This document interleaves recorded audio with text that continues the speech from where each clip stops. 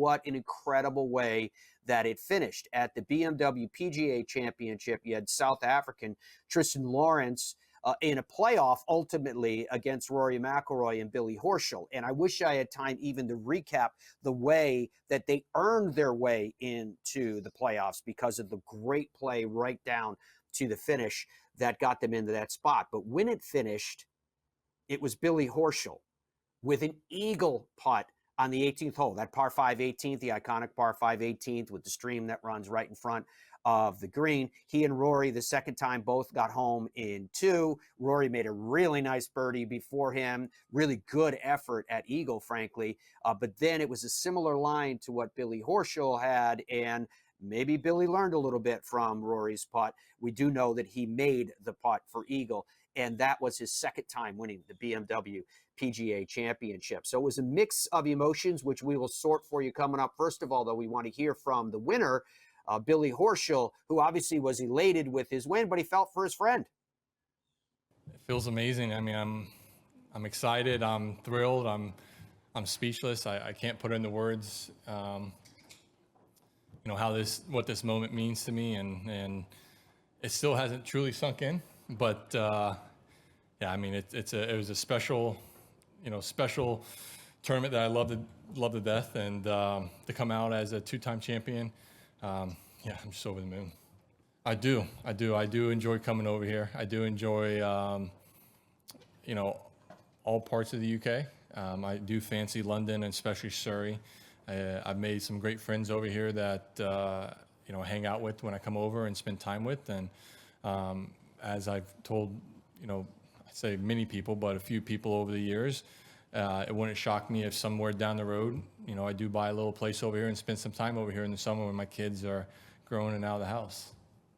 Unlike 21, Deck and Knowles were here. I don't know if anyone actually, my bad. Trip Smith, one of the minority owners, who's a really good friend of mine, the American owner of West Ham, was out here. And then we had another buddy out here as well, a couple other buddies out here, but he was the only one from the club from West Ham. I hear a lot of West Ham and come on your irons and up the hammers. But listen, I was playing with Rory McIlroy, and he's going to have the most support and the most people behind him, which I would, if I was a fan, I'd be right there with him, supporting Rory. So, I mean, I get a great support system when I come over here with the fans, but it's nothing compared to Rory. I think I just said, I made the putt and I was excited, but at the same time, I felt I could feel for him because he's a friend of mine. I've known him since 2007. I think the world of him. I think he's the best player in our generation. I know he's had, somewhat of a tough back end of the year of not getting some victories when it looks like it's going to be his. And I can understand, he does such a good job of sort of, I think, canceling out the outward noise and some of the critics that, criticize him at certain times for not winning certain events and getting it done. But, I can just feel for him because this is just another one that adds into that, narrative going forward. But, he's great. He was happy for me, and it was just two really good friends trying to battle out there at the end. Well, I flew over on Friday night, and I went to a West Ham game Saturday, see a 1-1 draw with Fulham.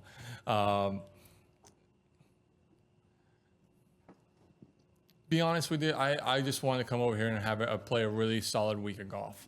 Did I think I could win? I felt like if my game showed up, yes. But I'd taken 2 weeks off. I had to deal with a back injury.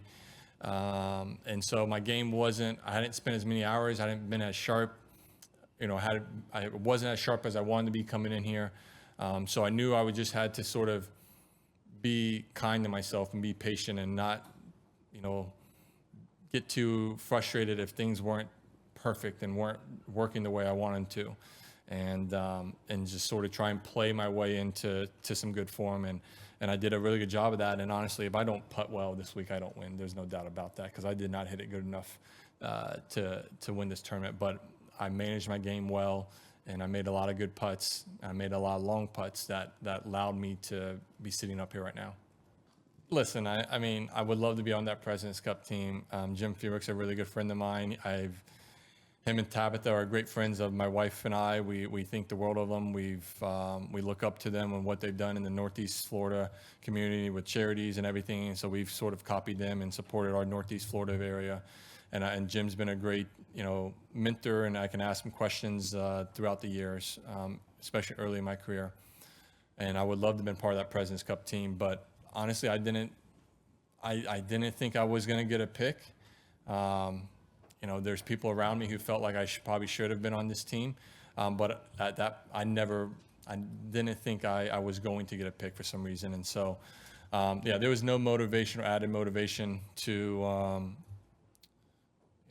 not being picked on that team. So, I just got to do a better job of playing well on a more consistent basis so I don't have to worry about picks going forward. Yeah, I mean, it was funny because I think before I hit that putt, I was like, if I make this putt, do I do a fist pump or a celebration or something, over the top, or do I do what I did? I felt like, out of respect for Rory and the respect I have for him, I felt like, a smile, a fist pump, but then to look at him and sort of, see him have a smile on his face and give me the nod of approval, that was, that meant, the world to me. Okay, so Billy Horschel addressing the media after his victory at the BMW PGA Championship, and there's a lot to sort there, which we won't have time to get into all the different directions, including his reaction to Rory's emotions when Rory lost to him in that playoff. And the thing I think is interesting about that, I'll just say it quickly, is it reminds me of the stories of talking to old timers back in the day when they started beating with regularity Arnold Palmer. And in particular, when Billy Casper beat Palmer in '66 at the U.S. Open, I spoke to Mr. Casper about that, obviously, years later. And he told me that while he was full of joy with the victory, that he overcame Arnold Palmer and won that U.S. Open, he also felt really sad.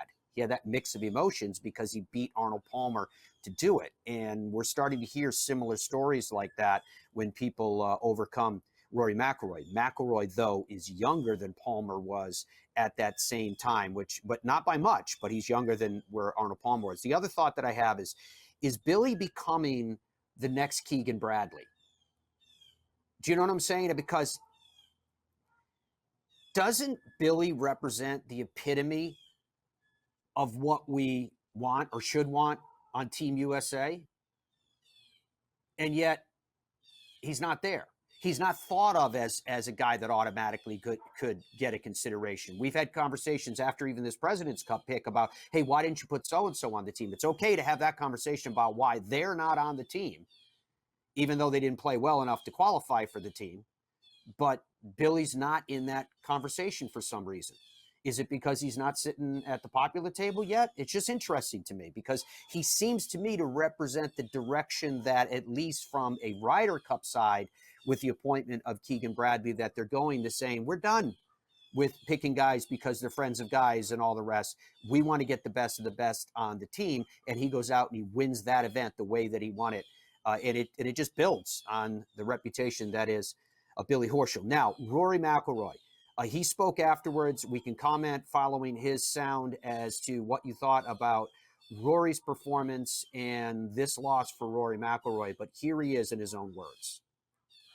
Yeah, I mean, last week was a tough one, this one, but I left there with my head held high with, the way I played the last hole, trying to make three, and then, yeah, I mean, played the playoff holes, perfectly, really, a couple of birdies, but it just shows the standard out here. If you slip up just a little bit or, don't make a birdie on a crucial hole, someone's always waiting to take advantage of that. And I had my chance in regulation, had a really awkward yardage for my second, tried to turn a 4-iron over, and I mean, I was lucky that it didn't go in the water, so I was still could have got up and down for the win in regulation, but I was still sort of feeling pretty lucky that the ball stayed up and I could make par and get into the playoff. So but 2 weeks in a row, played well, just not quite well enough, but happy with where my game is. I'm happy where it's trending. Got a week off here, and then get back at it, the Dunhill, in a couple of weeks. Yeah, I was hitting it at the right bunker, trying to turn it over a little bit to get a bit extra out of it, and I just overdid it.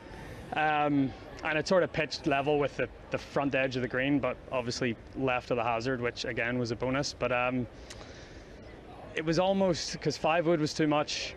You didn't want to go long to that pin, so it was either 4-iron or lay it up and try to hit a wedge in, sort of like what Billy did. But when you're only 225 yards to the front of the green, you feel like you sort of have to go for it. So yeah, just one of those things. But played the 2 playoff holes really well, and hit especially the 4-iron I hit into the green in the second playoff hole was great, and hit a good putt that just slid by on the right, and Billy made his, and that was the difference.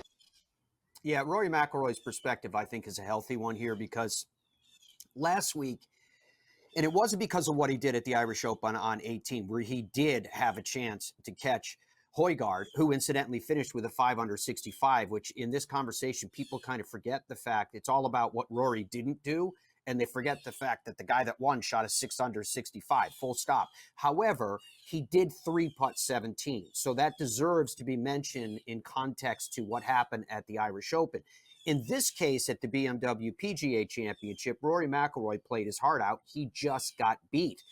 That happens. So I don't see this one as a mark of Rory continuing to struggle, Rory almost reaching the mount, and yet he tumbles down by his own accord. In this case, Rory played really well and gave it a great fight. He just got beat. It isn't that the reason why we watch sport, to see those types of stories. So I liked his attitude about it. I liked the way that he reacted to it. I'm not particularly concerned about it from the standpoint of what's wrong with Rory McIlroy. Nothing's wrong with Rory McIlroy. He's in the mix, and he's doing very well. I do think that once he gets to those points where he's that close to grasping victory, sometimes nerves kick in, and I think that's what happened at the throes of the Irish Open, not on 18, but on 17. In the past week at the BMW PGA Championship, I don't think that was the case at all. I think he was just a competitor, and he was a competitor that played very, very, very well, but he got beat to Billy Horschel.